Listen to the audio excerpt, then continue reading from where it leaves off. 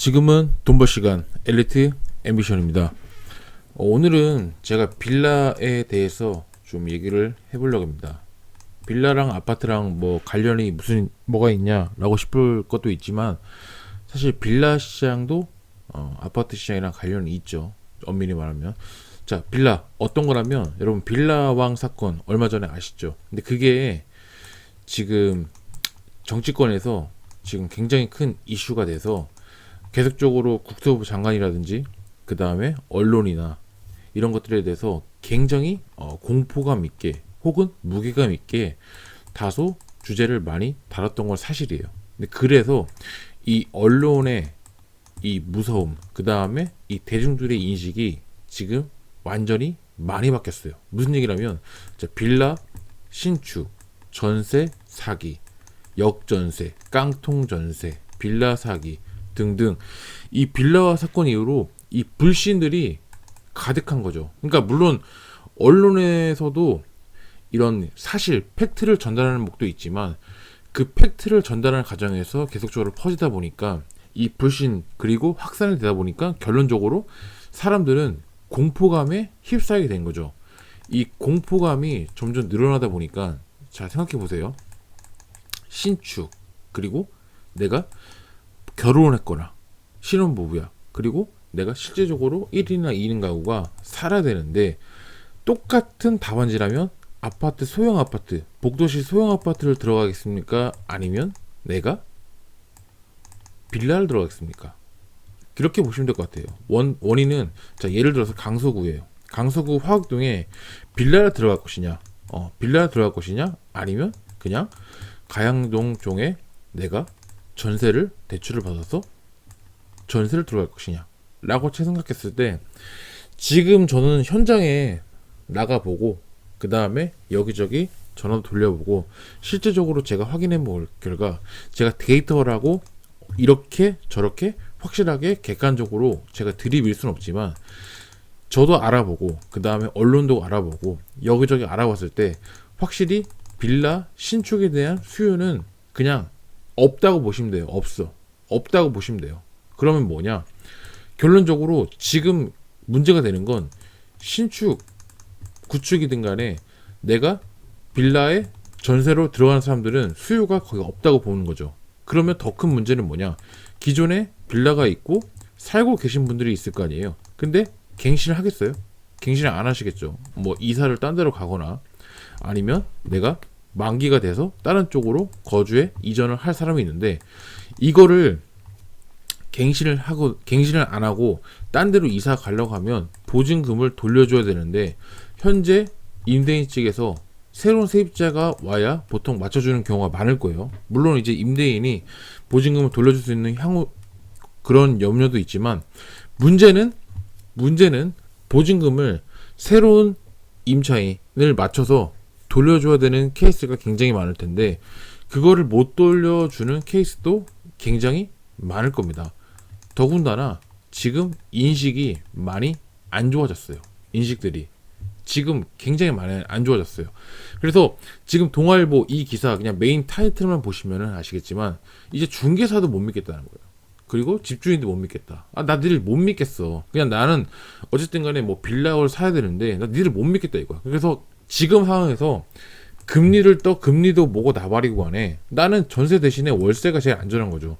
월세 보증금은 얼마 안 하죠. 얼마 안 하고 월세 보증금은 얼마 안 하기 때문에 그냥 차라리 안전하게 월세를 내겠다는 거죠. 근데 이러면서 전세에서 월세로 전환율이 계속적으로 증가되다 보니까 빌라 월세 계속 증가가 되고 있다는 폭이죠. 이게 지금 뭐 통계적으로 나왔는지 안 나왔는지 모르겠지만 전세값은 대폭 떨어졌습니다. 전세값은 진짜 대폭 떨어졌어요. 대폭. 원래는 매매가랑 전세가랑 이게 구별도 없었지만 거의 붙었다 그렇게 볼 수 있는데 엄청나게 불신이 됐기 때문에 수요가 완전히 죽었다 보시면 돼요. 진짜로. 그래서 월세 어쩔 수 없이 사는 월세가 계속 점차 증가되는 현상이 계속 발생이 되고 있습니다. 또한 이거를 보세요, 여러분. 지금 대략적으로 하이라이트를 본 건데, 자 금리 인상으로 전세 상위 등으로 월세 소형 빌라 거래 급증. 서울 월세 100만 원 넘는 소형 빌라 역대 최다. 그 다음에 깡통 전세 우려에 빌라 거래량 35% 급감. 그러니까 거래량도 급감을 한 거예요. 급감. 요즘에 누가 사냐 이거예요. 누가 사냐. 자, 나중에 제 의견 확실하게 말씀드릴 테니까 자, 끝까지 들어보세요. 지금 상황이 그렇다는 거고, 이 정부에서 지금 뭘 추진하고 있죠? 자, 보증금을 안 돌려주는 나쁜 집주인 신상 공개한다. 물론 이제 기준이 있죠. 그냥 하는 게 아니라 악성 임대인에 대해서 신상 정보를 공개해서 그런 세입자가 다시 돈을 떼먹지 않게, 보증금을 떼먹지 않게 그런 조항을 펼치겠다. 그렇게 되는 거죠. 그리고 국세라든지 지방세라든지 세금의 의무를 완납을 시켰는지 그런 것들에 대해서 확인을 해보겠다는 거죠. 이제는 세입자도 그런 거를 확인할 수 있게 이게 신상을 공개할 수 있게끔, 그러니까 이런 식으로 한번 추진을 하겠다라는 게 이제 정부와 또 국토부 장관의 방침인데 이게 이제 되려는지 안 되는지 모르겠지만 어쨌든 이렇게 추진한다는 거. 이래가지고 결론적으로 빌라 같은 경우는 현행법에서 지금 다주택자 혹은 다주택자가 지금 현재 갖고 있거나 아니면 신규로 들어갈 사람들도 기본적으로 첫 집이라 그런 집들은 거의 아파트 위주로 거의 들어가고 빌라를 첫 집을 들어간 경우는 그렇게 많지가 않기 때문에 빌라의 수요는 더욱더 급감을 할 겁니다. 아예 그냥 바닥을 칠 거예요. 곤두박질 칠 거라 그 말인 거죠. 그렇게 치면 다주택자도 이렇게 임대인을 못 잡아서 안달이고 나쁜 집주인 신상 공개하고 완전히 뭐 국세 지방세라든 완전 더럽게 개 플레이를 하고 있는데 누가 지금 빌라를 사겠냐는 말이죠. 아무도 안 사요. 솔직히 누가 사요? 맞잖아요. 이렇게 험한 꼴 보고 세금 낼 대로 다 내고 엄청 내가면서 좋은 꼴 험한 꼴 못 보고 다니는데 누가 내냐는 거죠. 누가 전세금 신상 공개 이게 말이 되냐고요. 어쨌든 간에 거래량은 완전 급감해서 시세는 떨어지게 될 수밖에 없고, 근데 보세요. 전세도 급감하고 있어. 근데 월세만 증가되고 있어. 자, 이제부터 제 의견을 말씀드릴 테니까 잘 들어보십시오. 지금은 빌라가 예를 들어서 서울의 어떤 한 빌라가 3억짜리 빌라라고 할게요. 3억짜리 빌라 투룸에 3억짜리 빌라라고 할게요. 전세 시세가 계속적으로 시간이 지나면 떨어질 겁니다. 우리의 포인트는 뭐냐면은 자, 계속적으로 떨어지고 지금적으로 나중에 이 폭탄들이 계속적으로 터질 부분이 크다는 거죠. 왜 그러냐면은 제가 아까도 서두에 말씀드렸다시피 전세가 갱신이 안 된 물건, 새로운 세입자를 맞춰서 보증금을 돌려줘야 되는데 못 돌려주는 케이스가 많이 발생이 될 겁니다. 그러면서 사건 사고가 많이 터지고 다시 언론에 떠오면서 다시 분위기가 더 안 좋아지는 거죠. 이게 하나하나 쌓여서 엄청 큰 이슈로 가게 될 겁니다. 그러면서 조금 시간이 지나면 경매에도 많이 쌓이게 되겠죠.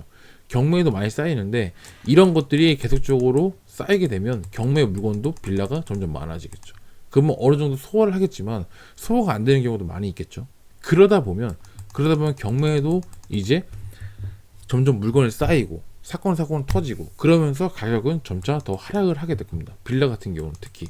그리고 소형, 예를 들어서 가양동, 하곡동에 빌라 사건이 터지면 가양동의 소형 아파트의 전세값은 어느 정도 받쳐주겠죠. 왜?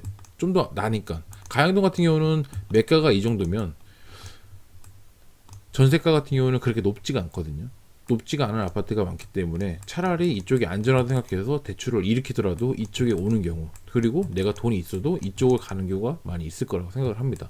그렇기 때문에 오히려 아파트에 대한 전세는 이쪽이 소형 아파트는 증가될 수밖에 없는 상황이 벌어질 거고 빌라는 계속적으로 내려갈 수밖에 없다는 거죠.